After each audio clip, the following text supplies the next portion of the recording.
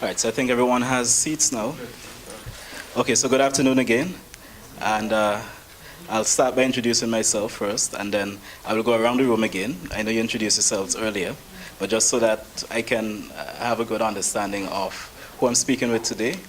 So I'm Joel Richards. I like to think of Jamaica as my second home because I studied at UWI, Mona. I spent 3 years here. And I'll tell you a funny story about, I guess, how I first came to love Jamaica. But it didn't start off that way. So I remember a few summers ago, remember when Dancehall Queen came out, that movie? So I saw that movie, and I had the wrong impression of Jamaica. And I think about not long after that movie came out, I have an uncle who and I are very close. And he moved to Jamaica to study, so he was here for 4 years. And I remember crying bucket of tears at the airport when we went to see him off because I could not understand what would possess him to want to come to Jamaica at that time. And then I visited Jamaica in 2000. My very first time to Jamaica. I came to a UN Child Rights Conference that was being held at the Downtown Convention Center. I actually stayed in New Kingston at what used to be the Hilton. And I was just totally blown away by Jamaica. I happened to have visited the Mona campus while I was here on that trip. And my mind was made up that that's where I was going to study. That's where I'll do my undergrad. And that's even before I finished high school, I had made that decision. So I came back to Jamaica. I lived here for 3 years. And except for 2011, I've been back every year since. Sometimes twice, sometimes 3 times a year. So that's my story with Jamaica, very quickly. There's somebody in the room I know as well, who's also not a Jamaican, but seems to have made Jamaica her home, at least for now. I'll leave her to talk about that when the mic gets to her. So that's a bit about me, but I didn't tell you where I'm from. So yes. So I'm from St. Vincent and the Grenadines, but I currently live in Barbados. So I work with the CARICOM Secretariat's Office of Trade Negotiations. I'll talk a bit later as I go through the slides about what my office does. But I work in Barbados for now. We also have an office in Jamaica. So there's a CARICOM Secretariat Office of Trade Negotiations on the university campus, just off on the Ring Road, just behind the School of Business in that area. So that's where we are. We used to have an office in Canada at one time. That's no longer the case. And we had an office in Geneva at one time as well, but that's no longer the case. Budgetary constraints, of course. And I'm sure you're aware that the headquarters of the CARICOM Secretariat are based in Georgetown, Guyana, but our office is located in Barbados. All right, so that's it for me. So, and please use a microphone. There's a free microphone there because this session is being recorded. They need to be able to hear you, so use the microphone. Okay, thank you. I'm Ricardo Durant. I'm with JAMPRO, Sales and Promotions Manager. May I ask you to keep the introductions very, very tight. We have 1 hour and 45 minutes here. And if you could state your name, your particular interest, and your company. Less than 15 seconds, if you may, please. Thank you. 15 seconds. My name is Ethne Miller-Simpson. I'm CEO for Synergy International, which is a marketing and branding company. That's one side of it. Interest in figuring out how to export education, how to export knowledge, which is not new necessarily, but very new. So. Good afternoon. I'm Julian Giwa from the Ministry of Foreign Affairs and Foreign Trade. Good afternoon. My name is Dennis Crawford, and I'm an international trade specialist representing MyCAF. Good afternoon. My name is Jacqueline Huey. I'm an independent filmmaker and teaching artist, and my company's name is Sisterworks Films. Hi, good afternoon. I'm Annalisa Chapman, and I'm representing the Jamaica Film and Television Association, as well as Haverball Productions, and the interest is in film, exporting film services. My name is Michelle Seri. I'm from his sister island, St. Lucia, and so we did undergrad together at UWI, Preston Hall. I'm a filmmaker. Now you know who I was talking about. I'm a filmmaker as well, and so I'm interested in how it is specifically the EPA applies to just the structures around filmmaking and its own, networks. Hi, my name is Carol Straw. I'm in charge of tourism and services at JAMPRO. Services focuses primarily on higher education, and I'm here to really learn about how we can take advantage of the EPA. Hi, my name is Janice Gore, representing Enamanli College. But my special area is publishing, and that's it. I'm Ed Wallace, representing Dancehall Queen. Ha! Cute. Anyway, I'm a producer, video, film, I think. And I'm working with the best seat in the house, Jamaica. Trying to take the best of Jamaican content to the world. It's challenging, but what can I tell you?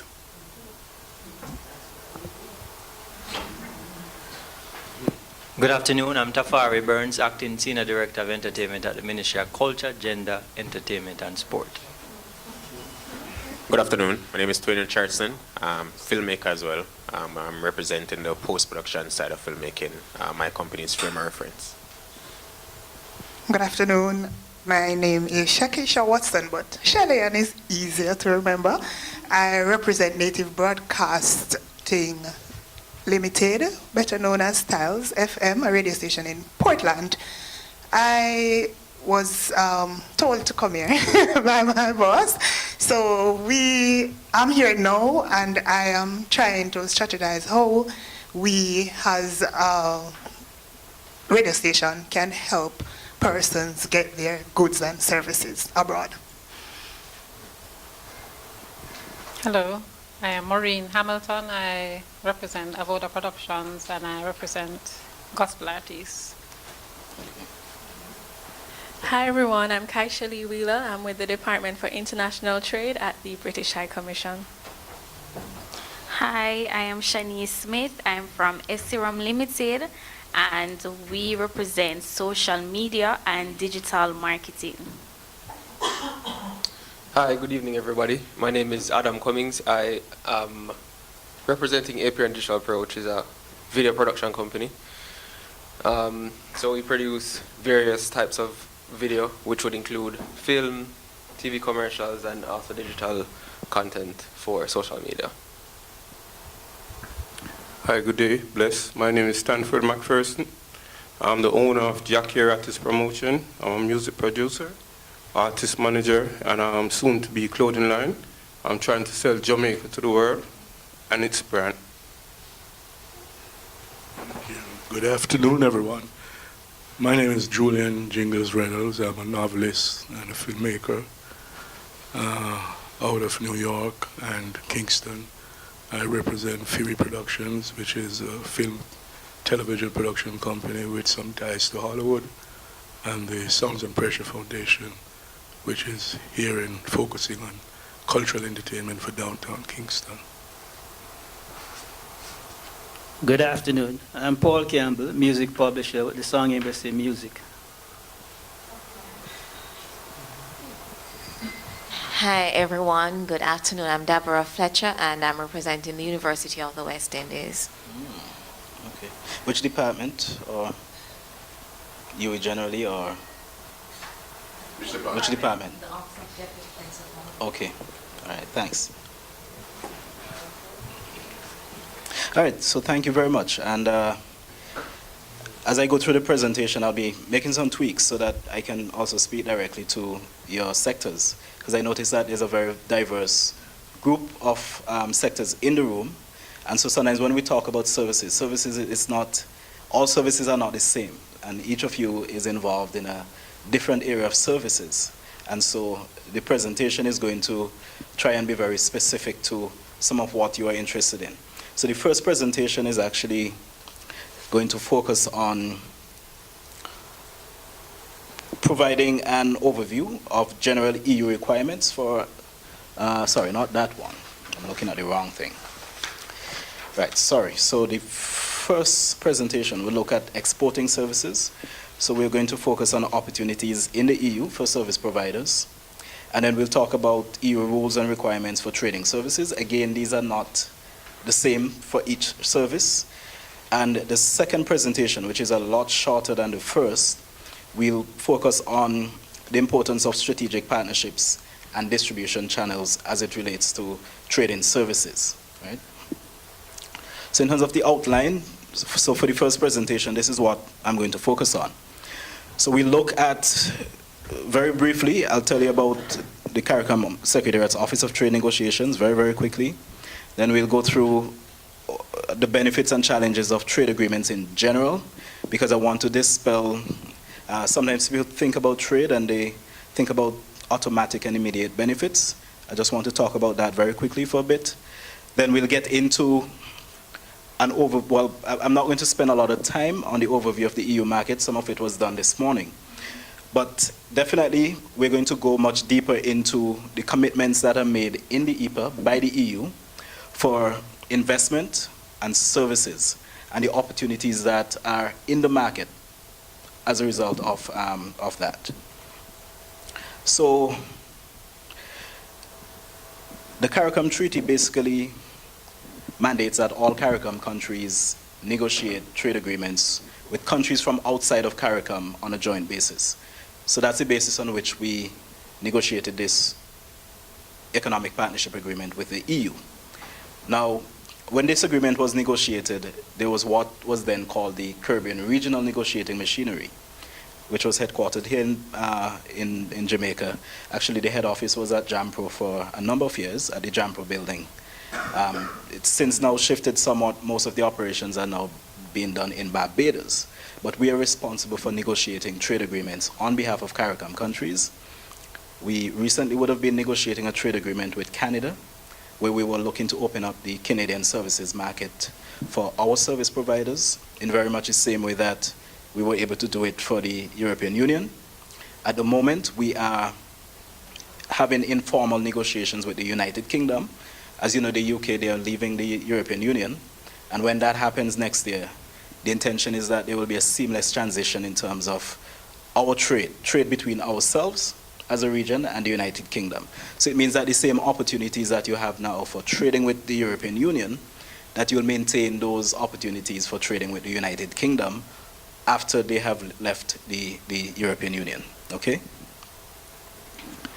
Now very quickly, when we talk about trade agreements, what these trade agreements really do is that we want to create a situation where we reduce or remove barriers to trade. So earlier there was a discussion about the whole visa issue, for instance. And I think Simone would have mentioned that the region is looking at it jointly and would be interfacing with the EU jointly on that issue. So when we talk about barriers, those are the sort of things we're talking about. What are some of the things that are impeding your ability to trade your service with another country? Right, so that's what these trade agreements do. What we're trying to do is create an element of certainty so that you don't go to the market today and everything is okay, and when you go next week, they put up a whole set of barriers. Those are the kinds of situations that we try to avoid, which is why it's important that we negotiate these trade agreements, such as the EPA. And of course, ultimately, it's about creating economic opportunities for our service providers, for our goods producers as well. Okay? So that's essentially why we negotiate these types of agreements. Thanks.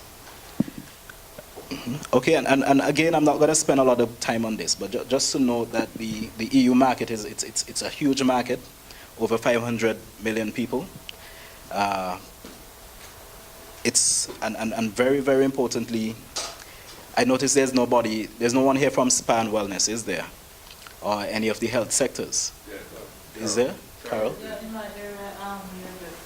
Health and wellness, okay. But just something to note is that the EU population, as it is the case for a lot of developed countries, it's an aging population, and that alone creates opportunities for certain types of health and wellness services to be provided in the European Union. So I just wanted to make a plug where that is concerned. Yeah.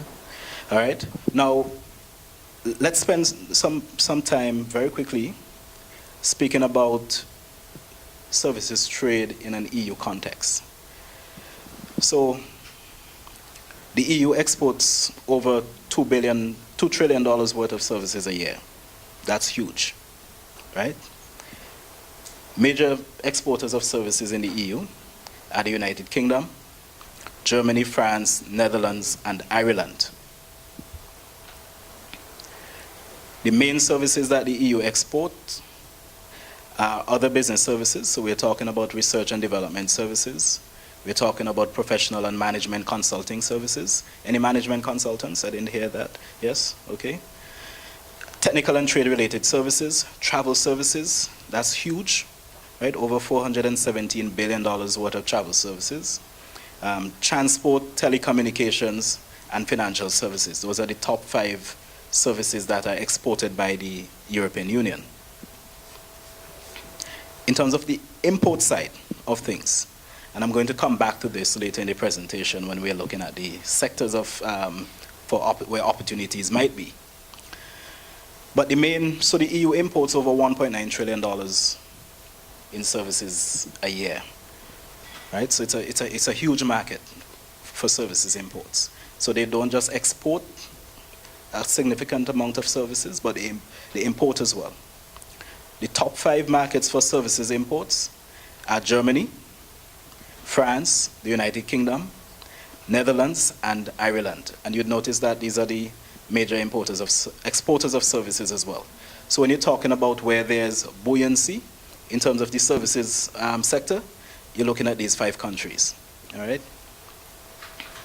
Now, let's spend some time talking about what is inside the EPA for you as service providers. So we're going to talk about investment, which the agreement refers to as a commercial presence. So I'm going to go through those sectors and subsectors that are open to investment by Caribbean nationals in the European Union. We're going to talk about temporary entry of business persons, meaning what opportunities are in the agreement for you to move on a temporary basis. Forgetting the visa issue, of course, right? Because we're not going to be able to solve that, at least not immediately, right? But outside of the visa, because what the visa does, is that it allows you to for instance, it's a visitor's visa really.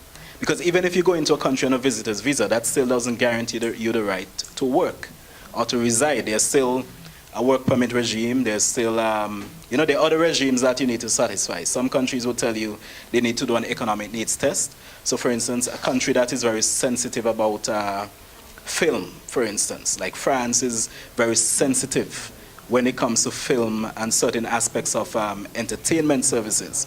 They may tell you that an economic needs test would have to be done before you can trade that service in the French market, right? And then we're going to look at cross-border trading services, meaning how can you stay in Jamaica without even having to move, without even having to require a visa? And how can you stay right here, sit in your home, sit on your porch, and trade a service with the European Union? I have actually done it, right? And in the second presentation, I'm going to talk a bit more about how I was able to do that as well. Okay? Next. So these are the sectors and subsectors where the European Union has indicated it is open to investment from Caribbean nationals. So when we talk about investment or setting up a commercial presence, we're talking about you going to the market, opening an office or a subsidiary or a branch, right? So that's what we're talking about here. And these are the sectors: legal services, accounting and bookkeeping services, auditing, taxation advisory services. I know there are no architects here, but that's one of the services. Engineering, vet services, medical and dental, right? Services provided by nurses, physiotherapists, and paramedical personnel. And if you, for instance, if you have a pharmacy, so retail sale of pharmaceuticals and medical goods, the European Union has indicated that these are the areas in which you can actually come in, set up an office, set up a branch, set up a subsidiary, right? That's one way in which you can benefit from the market. Thanks.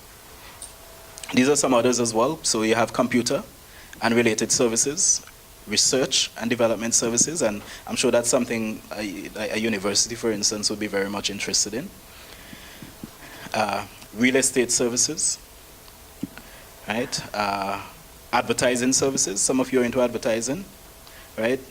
Market research, management consulting services, right? So for instance, if I were a management consultant, and again in the second presentation I will elaborate, but if I were a management consultant and I wanted to deepen my presence in the European market, I would have probably have gone and set up maybe an agency, for example, in the United Kingdom without having to spend a lot of money, because you can actually register a business, you have an address, and you can use that address to be able to bid for projects, for example, in the European Union market. And again, in the second presentation, I'll tell you about other people who I know who've done that, gone that route, okay? Privately funded health and social services is another area where you can actually set up a presence in the EU. Packaging services, printing and publishing. I know there's someone here who's into that. Convention services. So, you know, if you're into meetings and organizing those sort of things and planning and events and those sort of things, you can provide those services in the EU by setting up a company or a branch or a subsidiary in the market. Telecoms, you have distribution, franchising, right? Now, Jamaica has quite a wide array of brands and companies that have good recognition, right? So there's nothing stopping, let's say, a Juicy Beef from establishing a franchise in the EU, for example, right? So the agreement provides for those sort of things to happen. You have educational services as well. So there's actually a lot of EU member states have said is that an organization such as the University of the West Indies or UTEC, there's really nothing stopping you from setting up a campus in an EU member state. The agreement allows you to do something like that and to reach not just the West Indian diaspora in those countries, but to also attract a new set of clientele, people who are interested in Jamaican and West Indian history and food and clothing and our way of life, our entertainment. You know, there are lots of people in parts of Europe who are interested in those things, who are not just part of the West Indian diaspora. And the agreement says that you can actually move and set up those types of service investments in the European Union. All right, next. You also have entertainment services, and entertainment covers a wide group.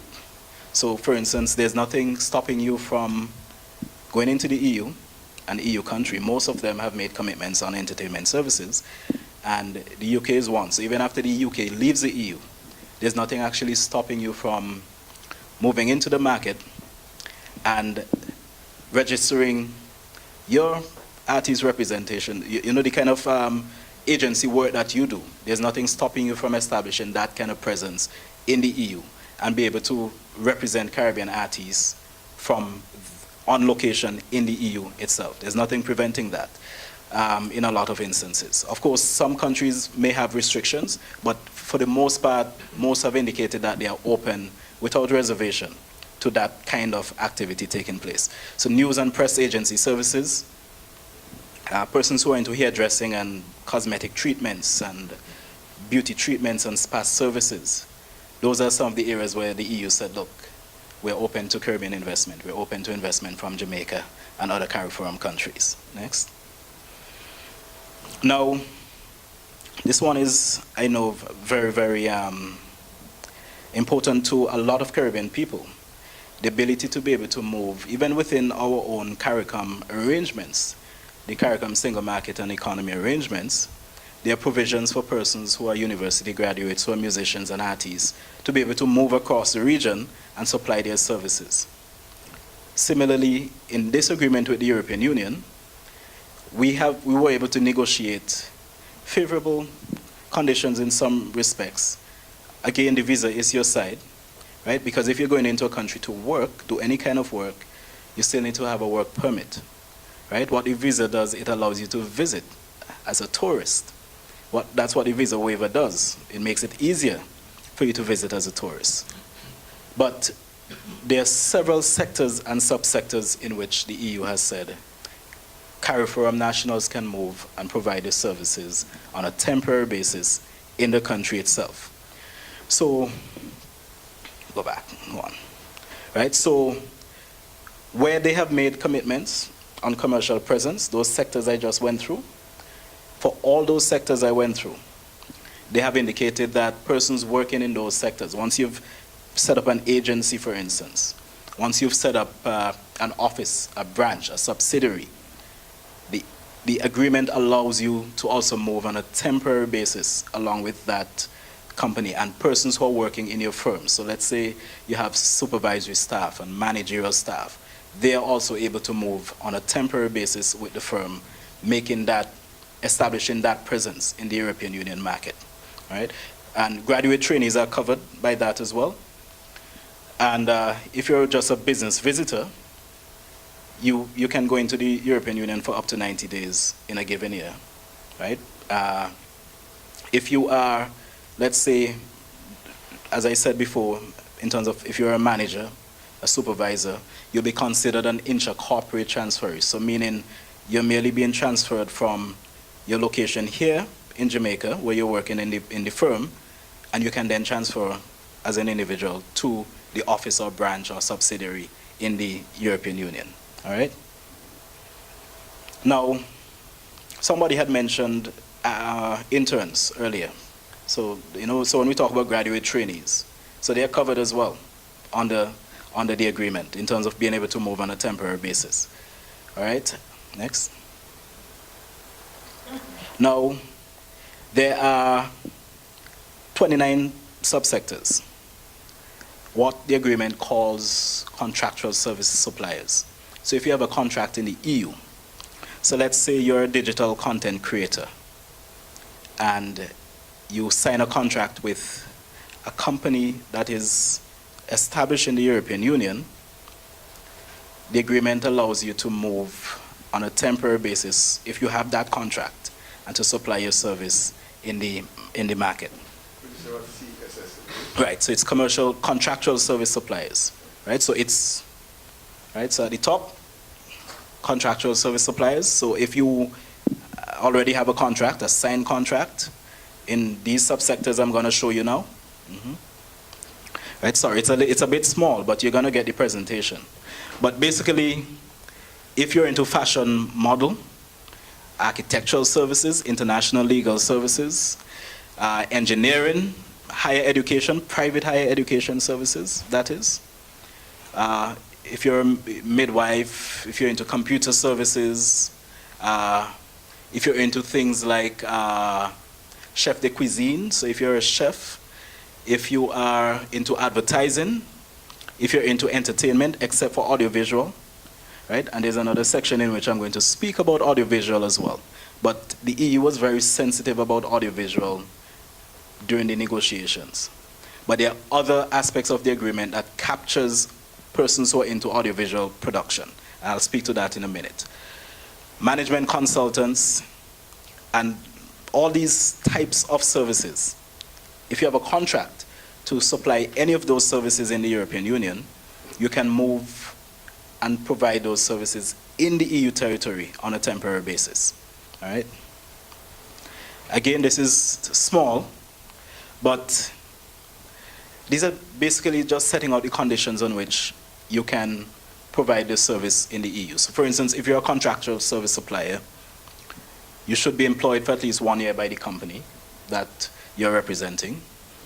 You should have at least 3 years experience and those sort of things. So this is just listing the conditions. So it's not an unfettered ability to move on a temporary basis. You have to meet these qualifications that are set out, right? So when you get the presentation, you can peruse and interrogate it a bit more. There's another category of people that the agreement refers to as independent professionals. And again, these independent professionals can move to the EU and supply the services on a temporary basis again. So in the first instance, if you're a contractual service supplier, you must have a contract going in. But an independent professional meaning you're working for yourself, right? So you're not really working with anybody else. You're working for yourself. You're an independent.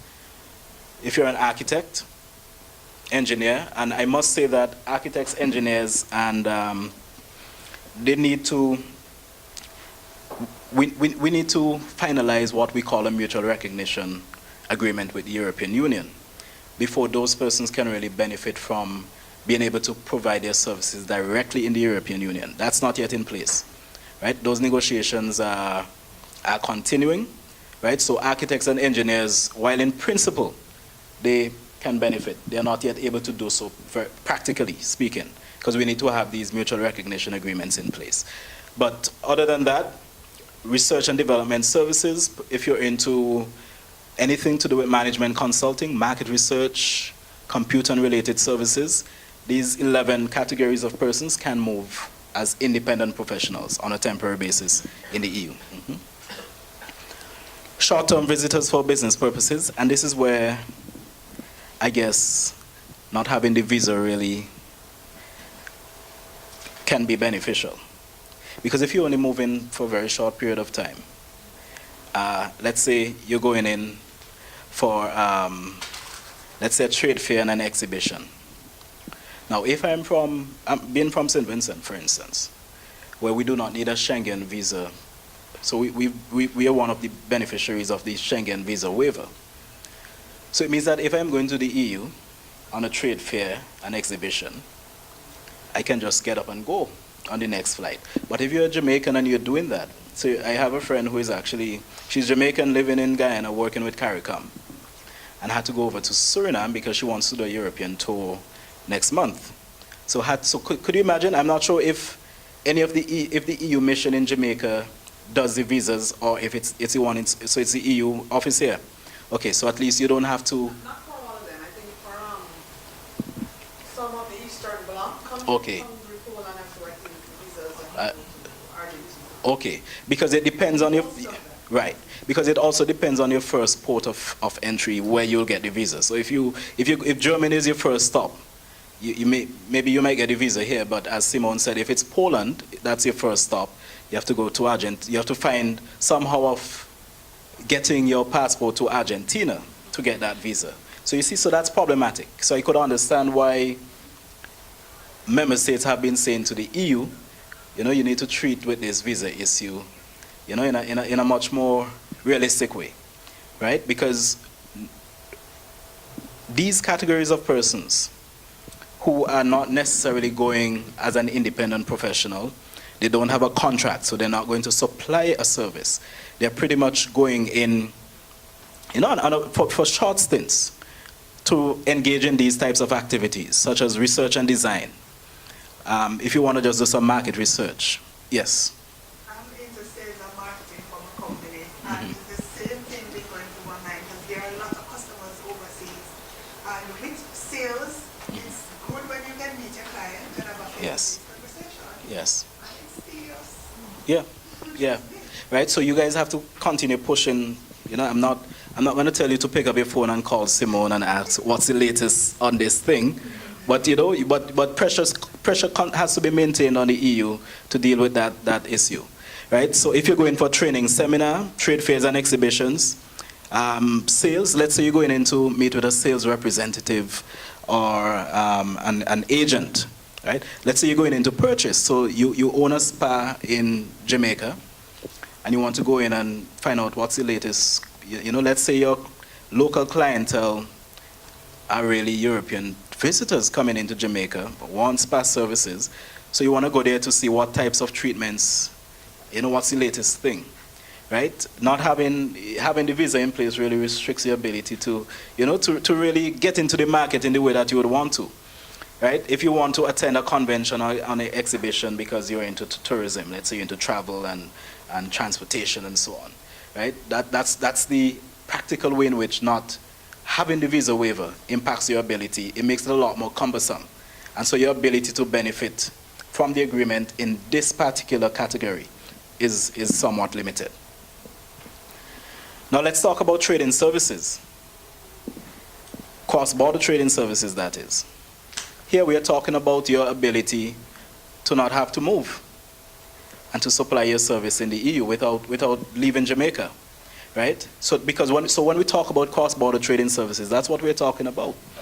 How you can stay at your computer, at your mobile phone, at your tablet, and offer a service to someone who is not in Jamaica, right? That's what we're talking about, all right? And so these are the range of services you can provide cross-border, right? So you have legal services, international legal services, I should say, because you cannot provide legal services in EU law. It has to be an international law, right? Accounting and bookkeeping services, right? I'm trying to pick out the ones based on persons who are in the room. You have advertising, management consulting, and related services. So it means that if you're a management consultant, you can work on a project with a counterpart in Poland without even having to leave Jamaica, right? Actually, some time ago, I remember I was at a mall in Barbados. I saw a consultant at a kiosk doing work on her computer, and I asked her what she was doing, and she told me she was working on a project in Costa Rica. Never left Barbados, never went to Costa Rica, but she was getting paid from Costa Rica, staying right in Barbados. So that's what we're talking about when we talk about cross-border trading services. You're talking about telecom services, educational services. So UE does not necessarily, I spoke earlier about establishing a commercial presence. That's a choice that UE can make if it wants to, or UTEC, but they don't have to. There are courses you can offer to European firms without having to leave Jamaica, right? The university can do that, right? Next. Right, so let's get deeper into the opportunities for service providers. And here we're talking dollars and cents now. So let's look at the exchange rate, for instance. So if I'm a Jamaican, for every $1 Jamaican, for every €1 I earn from trading with the European Union, right? I'm making 154 Jamaican dollars as of yesterday's rate, exchange rate, right? For every £1 British I make in the UK selling my service to a company in the UK or to an individual in the UK, I'm making 173 Jamaican dollars, because nobody really gets into trade and export and all that fancy stuff. The idea is really to make money. It's not charity work, right? So you're in it to make money. So we're talking about dollars and cents now, right? Next. So let's look at some of the main services that the EU imports. Other business services, $588 billion.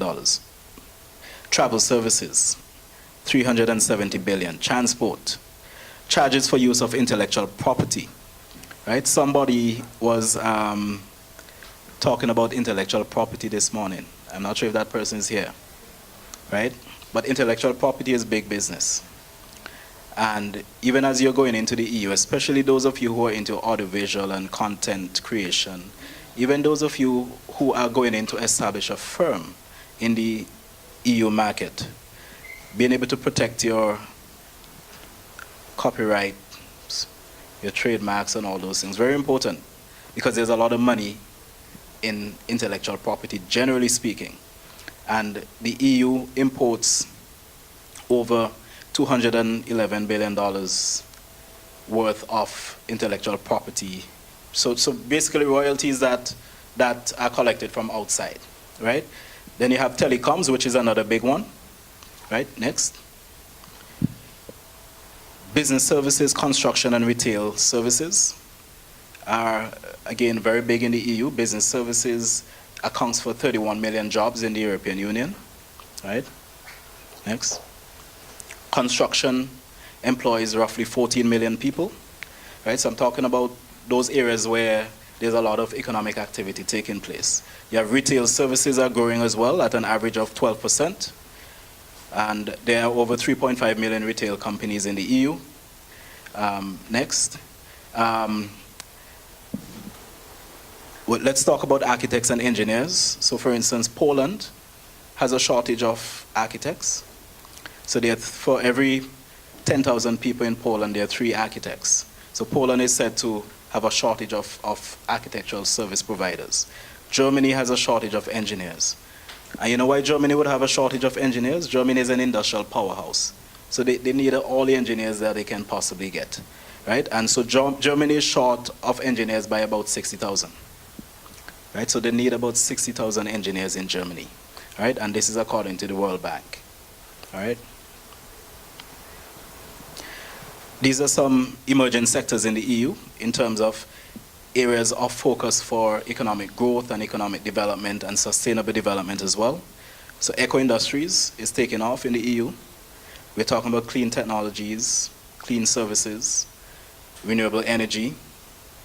We're talking about cultural and creative industries as well, which are areas of growth, significant growth potential in the European Union. So here we're talking about creation, content creation. We're talking about production and or distribution of creative goods and services, right? Creative goods and services being printing, publishing, advertising, architecture, art, crafts, design, fashion, film, music, performing arts, research and development, software, video games, right? Those are the kinds of services that are emerging as major economic growth drivers in the European Union. And these are areas that offer significant potential to you as service providers in these areas for trading with the European Union. The second presentation, we're going to get to a bit about the how to go about doing that. Yes? The mic. Question, where would training and development fall? So designing courses for training of staff in any company? That would fall under education services, right? Right? But generally speaking, and in the next presentation, I kind of speak more fully to education with specific reference to Martinique in particular, because there are some opportunities there because they have a shortage of training courses in certain areas, right? So the second presentation speaks to that. All right? All right? Next. And on the video game issue though, again, the second presentation, I have a specific example when it comes to animation in particular, right? So remind me to speak to that. I think it's in the slides though. These are some other sectors where there's a lot of potential in the EU. So we're talking about provision of telecommunication services, information and entertainment services, including voice, internet, and data services, experience industries, so tourism, culture, and leisure. So a Jamaican restaurant in the EU, for example, that's an experience type of economic activity. Somebody who wants to experience Jamaican food, somebody who wants to experience Jamaican music, right? So when we talk about experience industries, that's what we're talking about. New health industries as well are emerging as significant growth areas. Here we are talking about medical technology, health and information technology, health services, both preventative, in terms of preventative health care, and general well-being services like spa services and so forth. Those are areas where it is said that there are significant opportunities for growth in the EU. Next. And again, according to the World Bank, ride-sharing services are expanding in the EU. So a lot of you know about Uber. Is Uber in Jamaica as yet? So Uber, I understand, might be in Barbados. It was in Trinidad for a time. It's no longer there, I believe. There's a local ride-sharing company in Barbados now. Similar, trying to replicate some of what Uber is doing, right? So, but if there's one, in my estimation, because when I was a student here at Mona, on time was always on time. So that was right. That was a ride-sharing taxi service even before you had ride-sharing being defined as a ride-sharing service, right? So those are the kind of opportunities that we're talking about, right? So could you imagine being in Belgium and getting picked up in a cab that has the colors of the the red, green, and gold, playing some nice dancehall music. That's an experience in itself, right? So those are the kind of things when we're talking about going out there. It's really about expanding and using what we have to make a commercial difference, importantly. And then there's talk about blue economy now. It's an area that is growing in the European Union as well. It has a turnover, over $500 billion, over 3.5 million jobs being created by this new blue economy. And when we talk about the blue economy, we're talking about services related to oceans, seas, and coastal areas, right? We're talking about things like energy. How do we harness energy from the ocean? We're talking about biotechnology. The university, again, should be very interested in something like biotechnology. And advisory services relating to fisheries and ocean management, right? These are areas that have significant potential in the European Union right now. The UK, Spain, Italy, France, and Greece are the EU countries with the biggest blue economies right now. So if you're thinking about getting into this, any type of blue economy activity, those are the countries that can be targeted because that's where things are happening. Next. And of course, there's also a European Union presence in the Caribbean, right? There's EU in the Caribbean. So when you talk about Martinique, Guadalupe, and French Guyana, you're talking about these are EU territories. So the same opportunities you have in mainland Europe, you also have in Martinique, Guadeloupe, and French Guyana, closer to home, right? So let's look at Martinique, for example. A small country, population of just under 400,000 people, but they're fairly well off, because the average Martinican makes about 21,000 euros a year, right? Services, again, plays a major role in that country. Tourism is dominant. 2/3 of registered companies are in the hotels, tourism, and related services. There's a low level of qualified labor force, so they actually need professionals in Martinique, right? I mean, they speak French, right? But of course, there's an app, for that in terms of translating French to English, English to French, Now, I'm not telling you not to go and learn French, but I have an app on my phone so that if I ever go to a country that doesn't speak English, I can always pull out my phone and get that app, right? So the labor force is not highly qualified, so they need people who are skilled.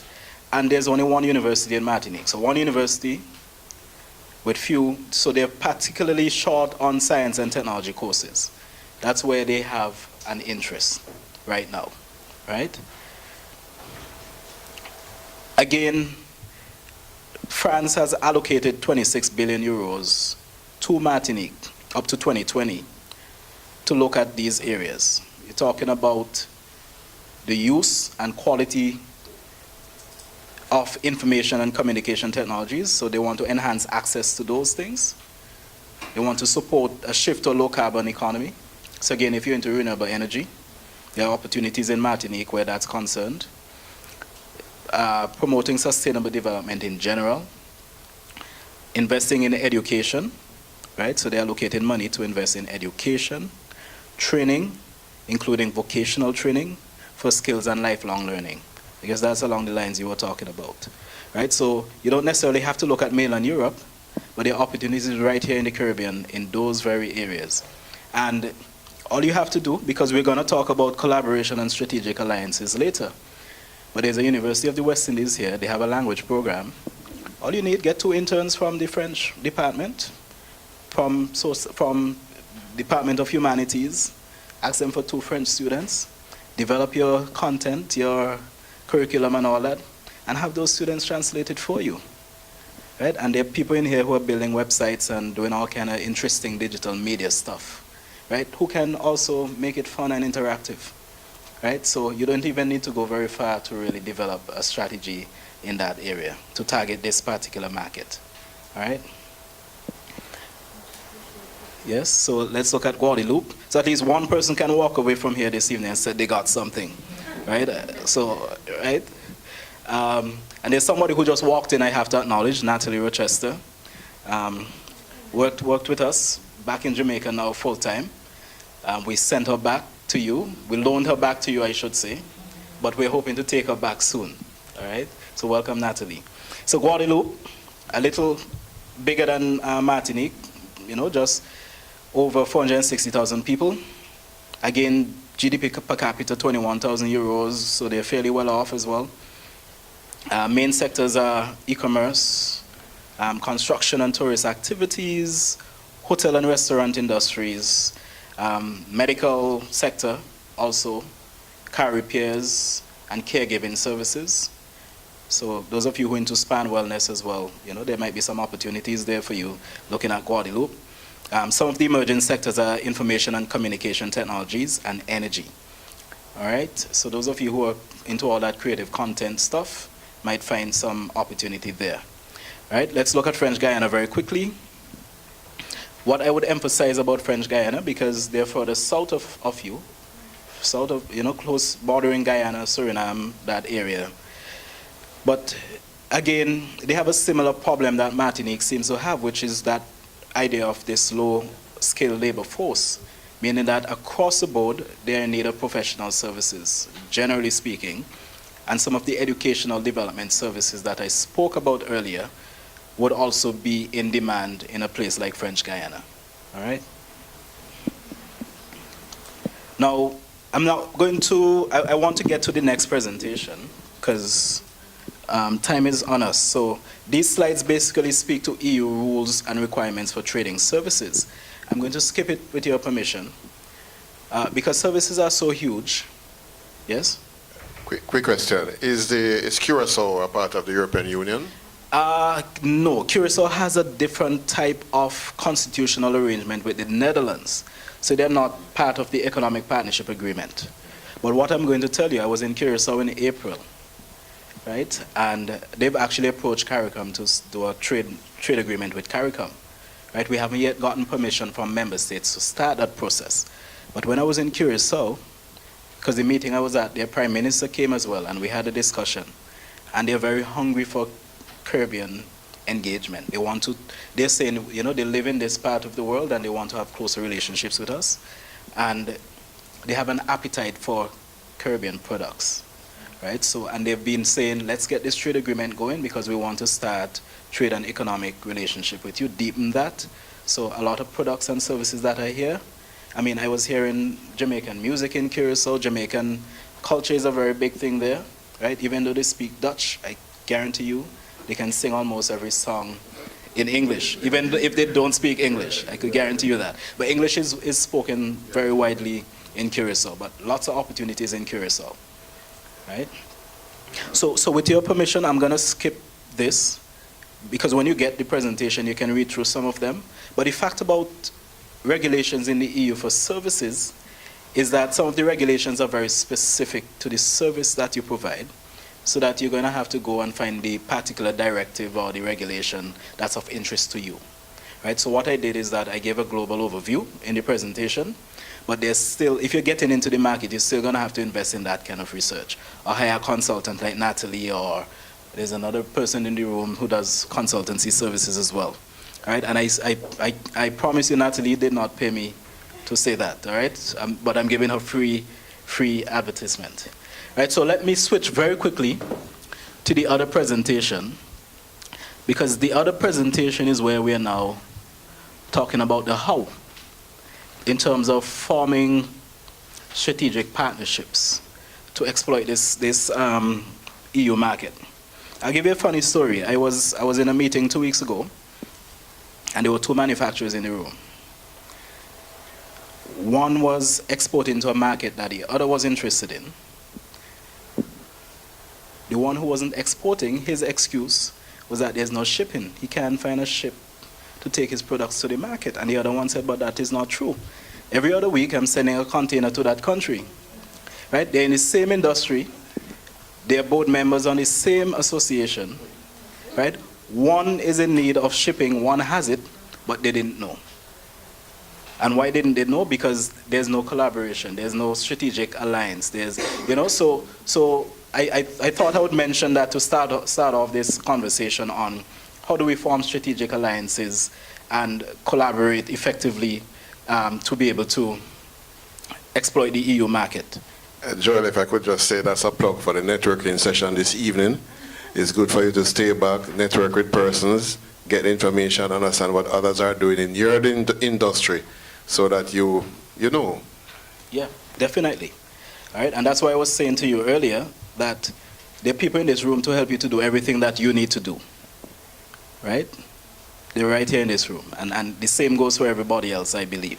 All right, so very quickly, I'm going to talk about identifying, forming effective strategic alliances, and identifying and mapping suitable distribution channels for services. Now, I'm going to tell you that distribution services for channels for services is not the same as in goods, right? So I'm just going to dispel that notion. So, but we'll talk about it very shortly. Next. Now, the EU, as I said before, it's a very big market. There are 28 countries, and each country has, it's a distinct market because they're different. There's a different language, there's a different culture, and there are different business norms. So what obtains in the United Kingdom may not necessarily obtain in France. Now, I spoke earlier that France was particularly sensitive when it came to entertainment services, things like audiovisual and so on. And Natalie was actually very much a part of negotiating the EPA, the services part of the EPA at the time. So she knows that firsthand as well from our interactions with the European Union officials, right? But that doesn't necessarily mean that the UK is as sensitive as France is, right? So each market is different, really. So it's a single market, but each market is still different, right? Next. Right, and this is just a very quick bookie definition of what a strategic alliance really is, but I think most of us really know what it is. It's really about partnership and finding somebody who can help you to do what you need to do in a particular market, right? And it could be between two companies, or it could be a network of companies or organizations as well. Those of you who travel to North America, I'm sure you've flown on American Airlines and you hear about this One World Alliance. That's because all these big airlines came together and formed a strategic alliance, right? And they're now dominating the sky. So that's as big as it can get, right? But it's also as simple as being in the same room, going to the networking session this evening, and forming a partnership based on somebody you've met there, right? And again, this slide speaks very quickly to the benefits of strategic partnerships, right? You're talking about diffusing new technologies, right? You're talking about bypassing governmental restrictions, especially when it comes to the EU. And why this is important is that there are certain types of restrictions that may apply to you as a business person from outside that would not be applicable to a person who is an EU national or an EU company in the European Union. And when you partner with that person, it means that you can bypass a lot of the restrictions that you face. Let me use an example with audiovisuals, for example. So I spoke about how sensitive the EU is on that. But the Protocol on Cultural Cooperation in the EPA, it speaks about co-production works. And if you as a CARIFORUM firm is involved in audiovisual, you cannot benefit from EU financial assistance, for example, from the actual EU government. But what the agreement allows for is that if you do an audiovisual work that is co-produced with a European audiovisual firm or individual, and let's say it's an 80-20 split, 80% European Union content, 20% your content, it then qualifies as a European work. And you can then benefit from incentives in that particular EU country where audiovisual is concerned. Right? So the Protocol on Cultural Cooperation speaks to those sort of things. Right? And you don't necessarily need to go to mainland Europe to do that. You might be able to find someone in Martinique or Guadalupe who is into film production, video production, and form that kind of partnership and benefit from incentives offered by the government of France for that particular piece of work. All right, next. Next. Right, these are just some examples of some strategic partnerships that to the naked eye may not make much sense. Right? But any of you who've been to North America and been into Barnes & Noble bookstore, would notice something very interesting. You see a Starbucks as well. What's the relationship between coffee and books? Coffee drinkers read. Exactly. So it's a win-win for both, right? And it's happened at a time when, because of advances in technology, where you can go and buy an ebook on Amazon. So a lot of bookstores are closing, and Barnes & Noble is growing. And that growth is somewhat linked to the fact that it has formed this strategic alliance with Starbucks. So people are going in to drink coffee and browsing the books and buying them, right? So that's as simple as it really gets.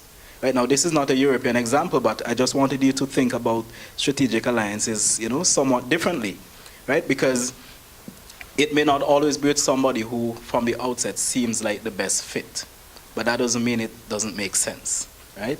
Next. Right, next.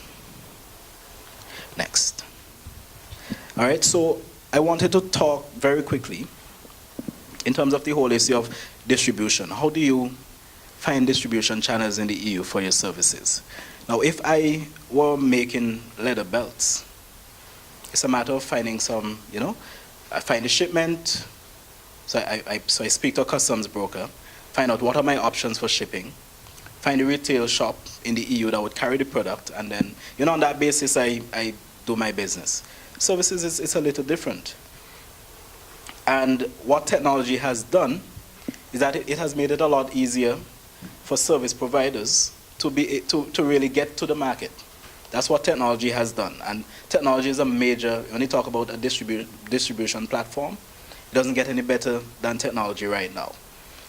So that you can stay in Jamaica, as I said before, and provide your service to the EU, right, in a wide range of activities, right? Next. So, and why am I focusing so much on the whole issue of technology and using social media platforms, the internet as a platform? Is because when you're talking about the EU, connectivity is really high. So you're talking about 85% of households that have access to the internet in the EU. For over 400 million internet users in a population of about 500 million people. Top 5 highest rates of internet penetration: Luxembourg, Denmark, Netherlands, the UK, Sweden. And in a market where there are over 376 million Facebook users, that means that that makes it that much easier for you to be able to use the internet and social media as a strategy for getting into the market. Right? And there are people in this room who are into digital content creation and all those sort of things. So that even if you're operating a spa here in Jamaica and you want to attract European clientele, it means that you have to speak to somebody who can create some content for you that you use the internet to push to these people in the European Union. Right? And so essentially we're really talking about using e-commerce, and it doesn't really matter which industry you're in. If you're into education, if you're into music, if you are into audiovisual, e-commerce is really the way to go in terms of making sure you at least at a minimum have a website, and at a minimum ensuring that there's certain financial transactions that can be accommodated on that platform, that you have a PayPal account and those sort of things, right? So that's what we're talking about really, right? Next, I want to get to the examples because I know time is running, right? So you'll be able to go back and read this information on the slides, right? But next. Now, there is one thing I wanted to show you because, I'm not sure if you know this company, right? But I wanted to show you this very quickly.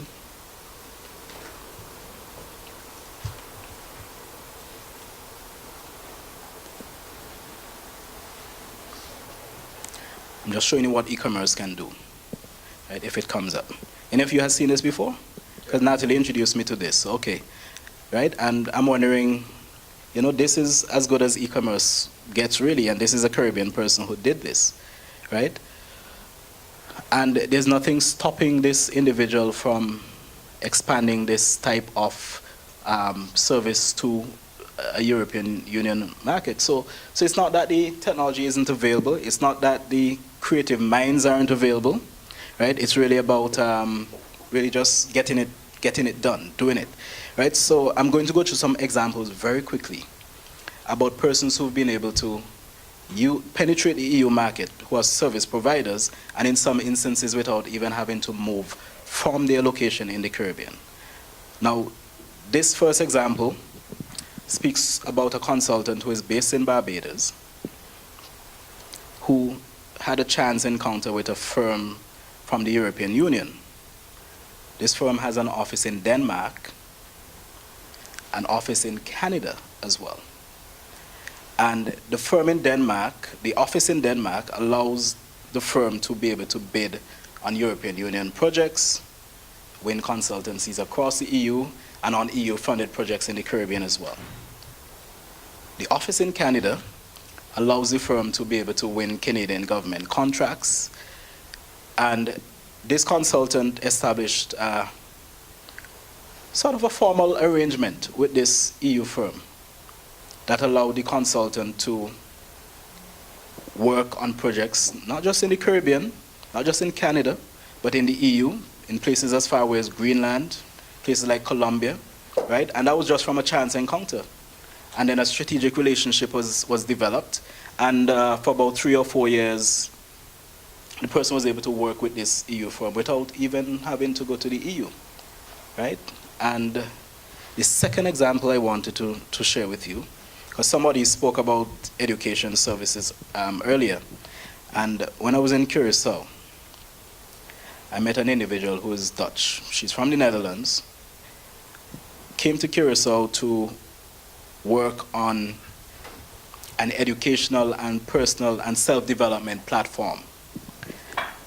It's all internet-based, and has since developed that platform, launched that platform, with the intention of penetrating the CARIFORUM market and the European Union market. The person is now about to go to Indonesia. Never visited the Caribbean in terms of this part of the Caribbean, but will be doing work in the Caribbean nonetheless. But they're not coming to the Caribbean anytime soon, because the platform is there, it exists, it's online, right? And all the services are going to be offered through that platform without even having to move and provide that service directly in person. The third example is about an accountant in Barbados whom I met about 7 years ago. And at the time we were doing a lot of EPA promotion work, and he had a really significant interest in the EU.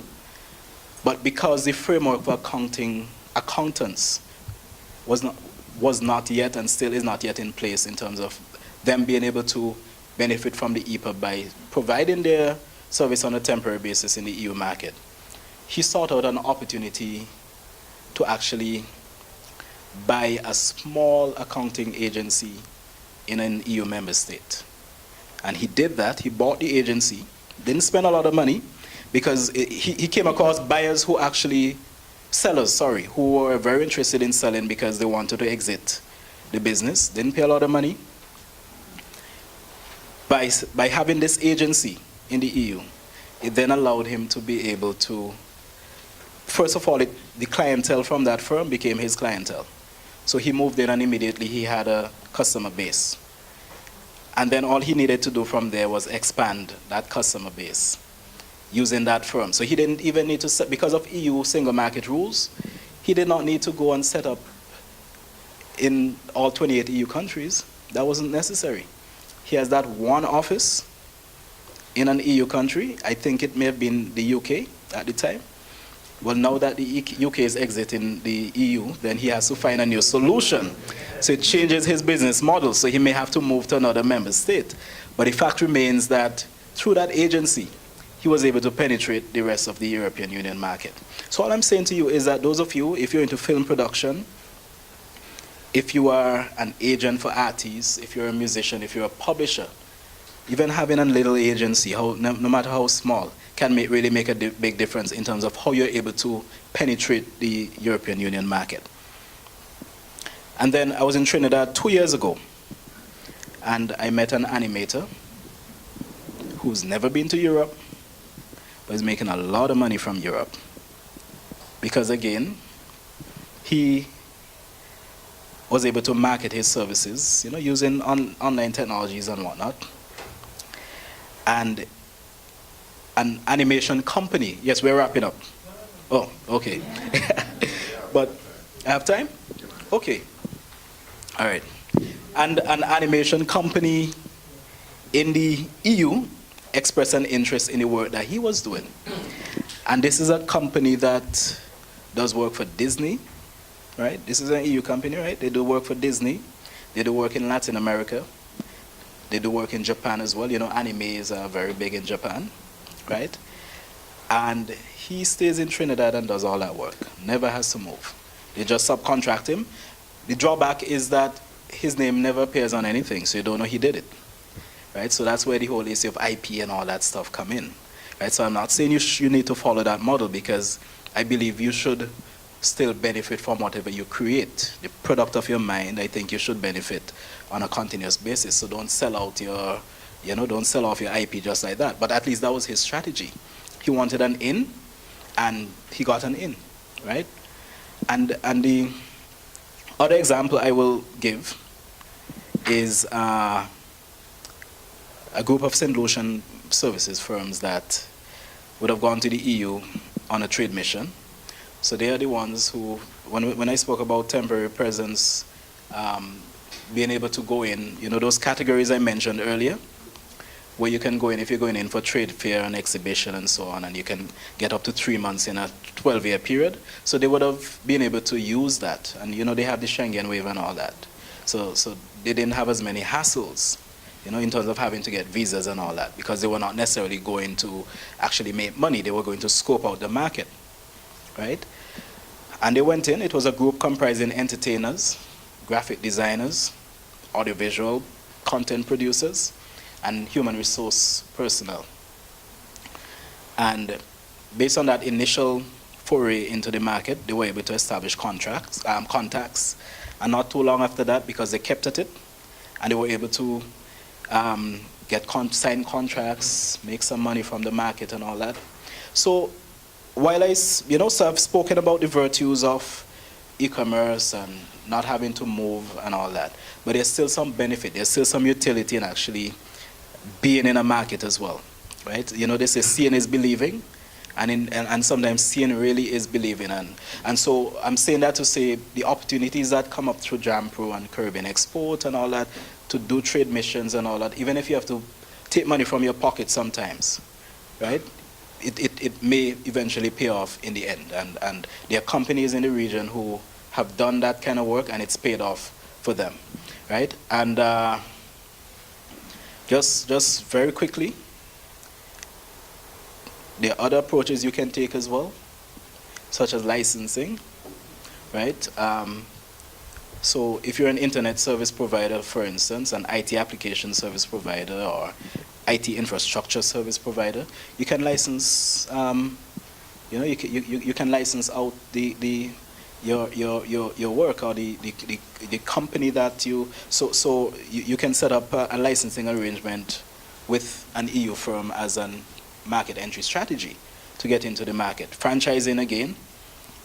So if you're into things like interior design, courier and computer services and so on, and you're looking to expand, again, franchising could be a possible way of going about it as well.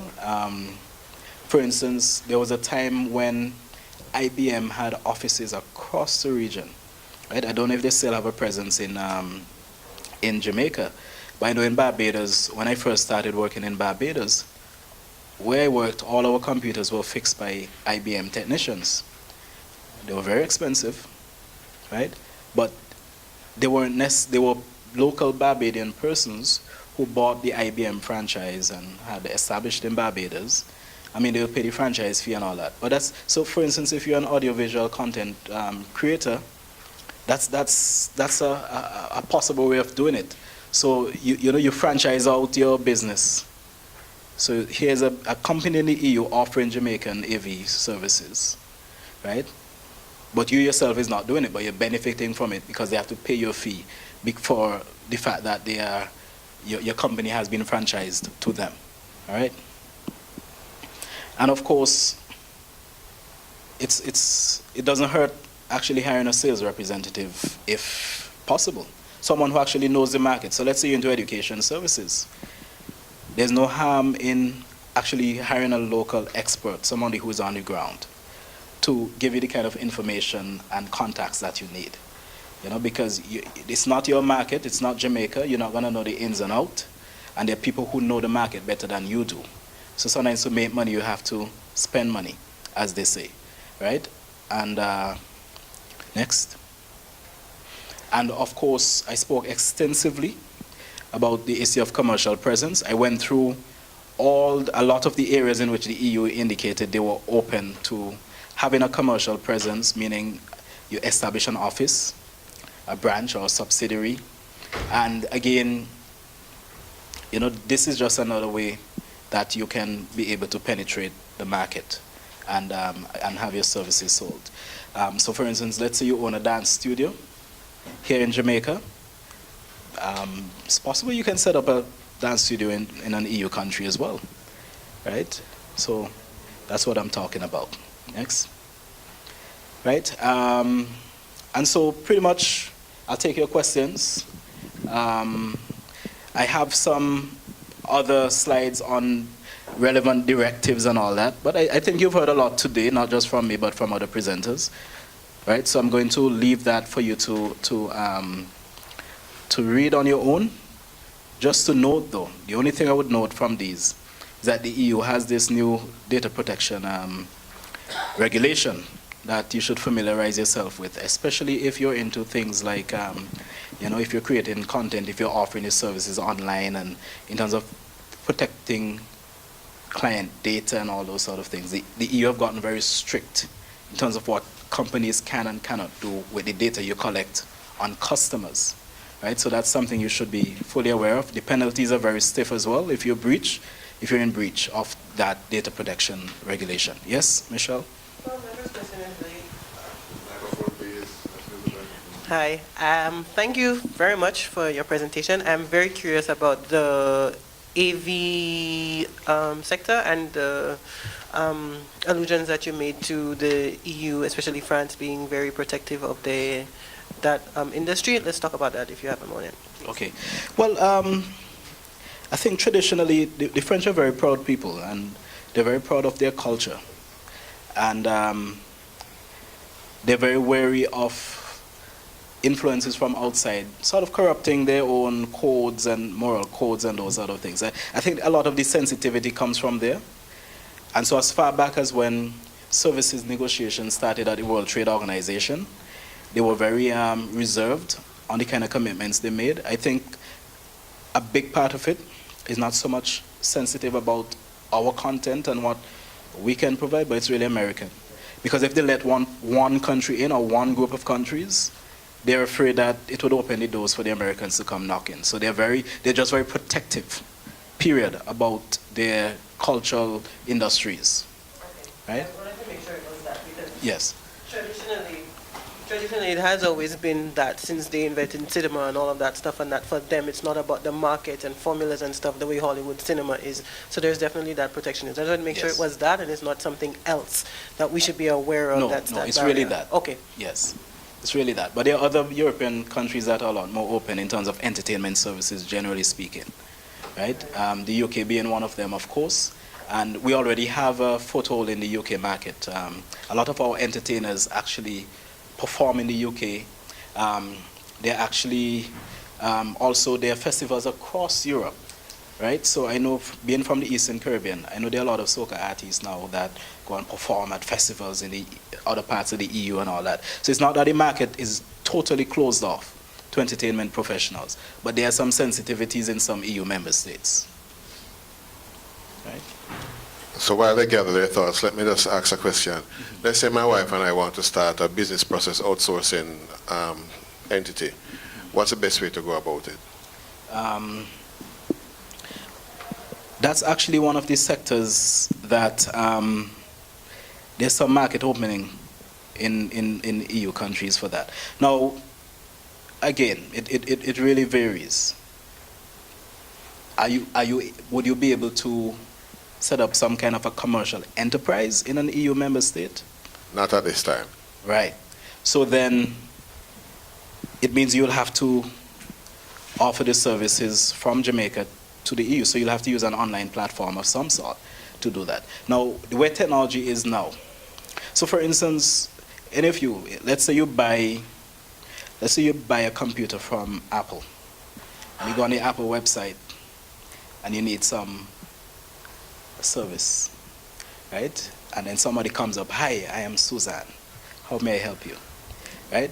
That's artificial intelligence, really. So those sort of things have really revolutionized how we can go about providing certain types of services, including those types of services as well, right? So again, so an online solution might be more practical if it is that you are not yet quite ready to make a direct commercial presence in the EU territory of choice, right? Okay. Yeah. Right. Questions? Natalie, nobody? Could you elaborate? Could you elaborate a little bit on the 80-20 split you referred to? Okay, which is the audiovisual, which is it's really co-production work, where if it is that you collaborate with an EU national in creating an audiovisual content, and let's say 80%, there's an 80-20 split in that. Natalie, you can correct me if I'm wrong, but I think it's 80% European and 20% Caribbean, or is it the other way around? It's 20% Caribbean, right. So if your contribution to that content is 20% and 80% comes from the other side, it would still qualify as a European Union work, and then you'll be able to benefit from whatever incentives are available within the EU for content, for digital content, for audiovisual content, so to speak. That's the minimum. That's the minimum, right? It can be more than that, so you can, right? But that's the minimum, right? Thank you. Yes. And I do believe that we have a co-production treaty with the UK and with Canada and Alicia. Yes. UK. Okay.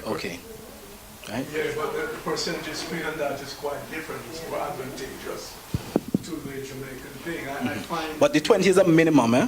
It's a minimum.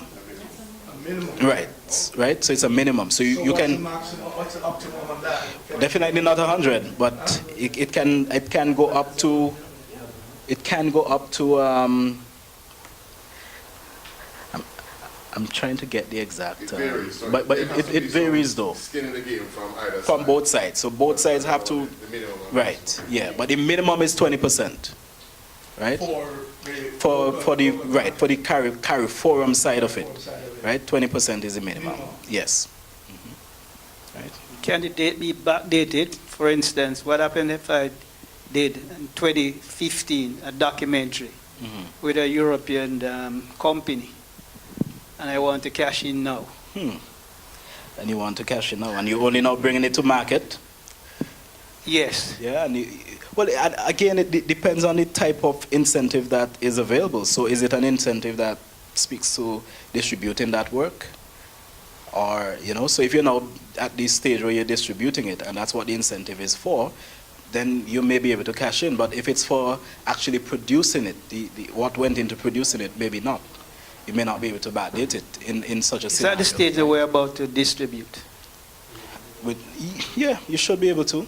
Right? But again, you'll have to follow up with the partner who you collaborated with.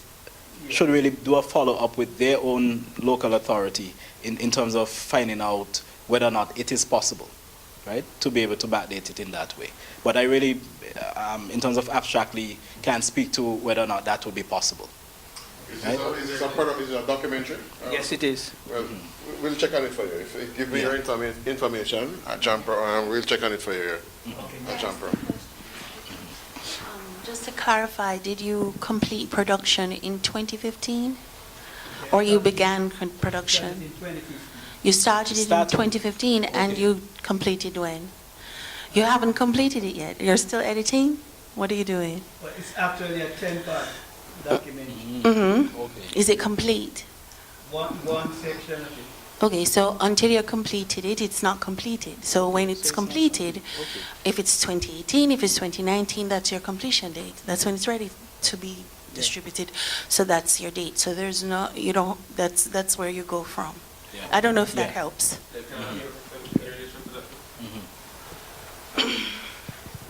Would you be able to just register a new, well, right, essentially, or register a new title and transfer ownership to that new title? But I don't think the procedures Meaning, for the co-production have actually been developed. Right, yes. So, It wasn't a problem too, because that British UK co-production treaty has been around forever. Yes. And my recollection, what the issue was, I can't remember. I know the 80-20, there was an 80-20 split, but in my recollection, what the issue was is that you were supposed to spend 80% of the funds in the UK and 20% in the smaller country, which was why nobody was able to take it up. to do that, yes. Right, because those Right.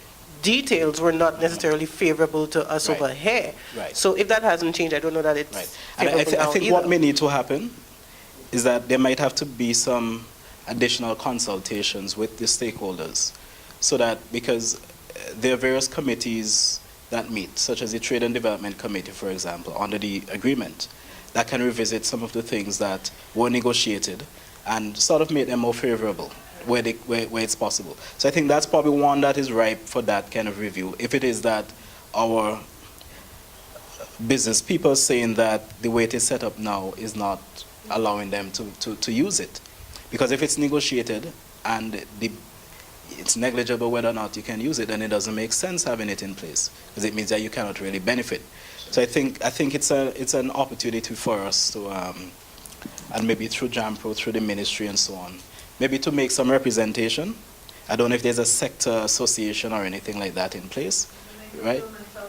Right, yes. So I think that's an opportunity perhaps to at least put it on the radar of the negotiators, so that they can see what amendments can be made. Mr. Campbell, I just wanted to also, something occurred to me. The person, are you working currently with someone from overseas doing this production? Yes. Okay. It's an so EU as Yes. national? Okay. Italians. Italians, okay. Okay. So, and they are also involved in the post-production with you? Yes. Okay, so maybe also it may, if you haven't looked into, maybe there are other, I don't know what to say, levels that you can address by getting some more information from the delegation that they may not have known about, that you can access, and that you can sort of incorporate or implement, and maybe even in financing for the next phase, so you may want to look into that as well. What's that? Because it's very specific as it relates to the director is explicitly the owner, nobody else. Well, it depends on the negotiation. The mic. Use the microphone. Sorry. Under Jamaican law, the producer owns the copyright to a film. In some countries in the EU, it's shared between the director and the producer.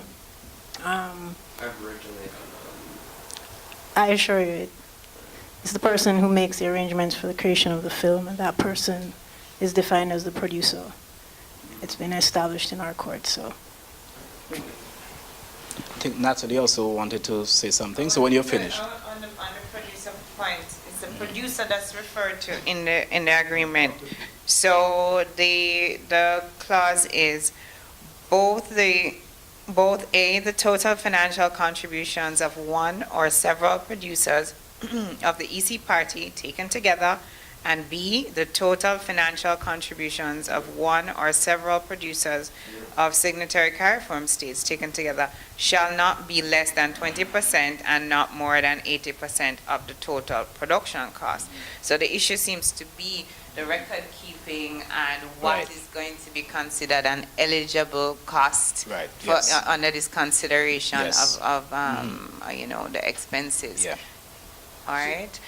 But the procedures, how I don't think we've gotten very much into terms of building how to apply for this ownership status and access to the market. It's one of the areas that we need to test with the interest. Yeah. Right. So, can I just So, quickly- right, the gentleman next to you first, and then, yes. Yeah, bless. All right. Pertaining to music, all right, on that level, since I'm the producer and I'm the one who invests the collateral or the funding, and when I'm doing it in Jamaica, I'm the one who is the full rights owner of everything, not even the artist, but me. But there's a trick to it, you know. If somebody from Europe is partnered to that game or give you some form of funding to that game, the contract itself can override certain clause. Because a contract can give away your civil rights as well as your criminal rights. No, not criminal. Your contract can give away your civil rights, but the criminal rights or the criminal law really overthrow everything. So if you do something wrong, you still can't get locked up by the government. But when you're talking about business, it's really civil law you're talking about. You can't give away your civil rights by selling it. So it's not because of country make a law, but you can write a contract and give away that right. Yes. Gentleman in blue. Thanks. And just to follow up on what Natalie, I'm interpreting what you said, Natalie, that it could be a 20-80, 80-20 split either way. Yes. Yeah. Either way. Yes, Yeah. but it's not to exceed 80%. Right. No. And not to be And less not to than go 20. below 20%. Great. That makes more sense. Yeah. Also, this issue of director or manager, I'm sorry, let's speak in order. One of the criteria, so there are 3 criteria. The co-produced audiovisual works are realized between undertakings which are owned and continue to be owned, whether directly or by majority participation by a member state of the EU or a signatory CARIFORUM state, or by nationals of either. 2, the representative director or managers of the co-producing undertakings have the nationality of a member state of the EU and or of a signatory CARIFORUM state. I don't know who you call a manager, if a manager is also a producer in the sense that you mean. And then the third one is what I read before on the split of the contributions. So understanding if a manager is a producer in the legal context in Jamaica, I think would be important. Yeah. And I don't know your experience with the director, the role of the director and the ownership. But again, I think if there's that level of discrepancy, again, I think there's an opportunity maybe to revisit, even if it's a language, right? So understand first, right? And then, if needs be, to see if it can be addressed at some point in the future, right? Yes. Just briefly on this issue, the protocol on cultural cooperation is crafted by the joint institutions. Yeah. Sorry, the joint institutions have been established under the EPA, Joint CARIFORUM EU Institute. So there's in the TDC, as well as discussions on services. We have looked at this issue of And I know the Protocol special 3. committee on services as well. Right, to be established. And what the EU, based on the discussions around the table, similar discussions were also took place at previous meetings that we've had. And so it was agreed by both sides, CARIFORUM and the EU, that we need to develop modalities. We need to see how to effectively operationalize Protocol 3. Yes. And that is where we are now. CARIFORUM has put together some proposals that for technical support. We need to understand better what Article 3 is about, Protocol 3 is about. And so they have agreed that we need targeted support in the area of for the audiovisual sector. and which could lead to the developing of new co-production agreements. So currently, we are looking to put forward a proposal for technical assistance to the EU side to say when it comes to the audiovisual side, these are the support that we need from the EU. Yes. But so that's where we are currently in the Yes. discussions. Thank you.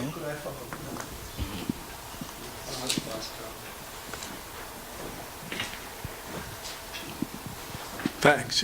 From what you just said, it sounds as if we're at the stage where it needs to be tested objectively. Yes. All right, let's be specific.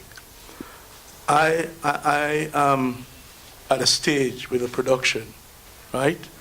More than likely it's going to be shot in Jamaica, more than likely. Although Jamaica still doesn't have the proper incentives and what have you. But we're looking for some kind of international financing. Most of it will be coming from the US. But there is still room to incorporate, and I personally, as one of the producers, would like to involve European financing.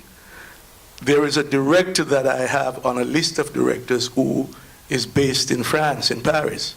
She's originally from the Caribbean. But if we involve that director as a part of the co-production, so to speak, how would we go into the process of making the presentation as it is right now? And we're ready to move on it. What is the procedure that I would have to follow?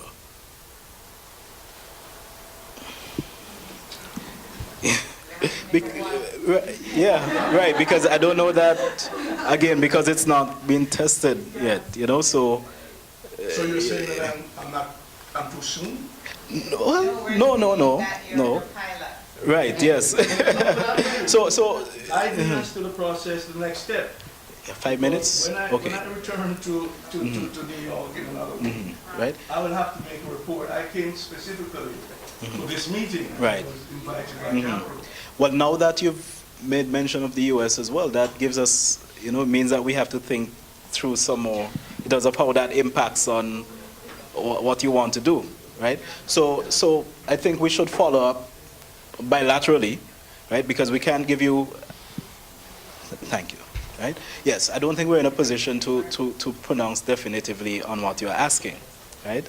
So it's an opportunity to follow up bilaterally between ourselves, meaning with Caribbean Export, Simone, and JAMPRO, and yourself. And Julian, I think, so that... Sorry, just to be clear, I'm with JAMPRO.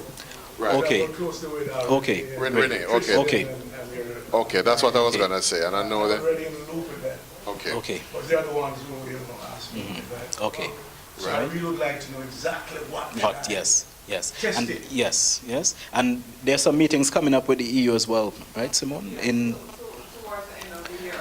Right. Yes. Share with JAMPRO again, which we have done, is the proposals on the table, CARIFORUM's proposals that have been put forward so far to activate the provisions on co-production arrangements. And the areas requiring technical assistance in order to use the arrangement. So we could do that. You could share it with your film stakeholders, and then we take it from there. And if there are still challenges, then at the EU meeting in December, we say maybe this is one of the areas that we need to revisit. Okay. Yes. Okay. All right. So I think we have to wrap up now. Yes. Are there any other burning questions? Final questions? All right. Okay. If there are no other burning questions... Okay, well, let's if wrap up. not, really just to thank you again for your participation. I hope you've benefited from the information that was shared. Hopefully it's given you new ideas. And yes, and the presentation will be made available to you. And I'm going to include my contact details on the final version that goes to you so that you can follow up with me directly if you have any further questions. So thank you very much. Okay. Thank you very much, Joel.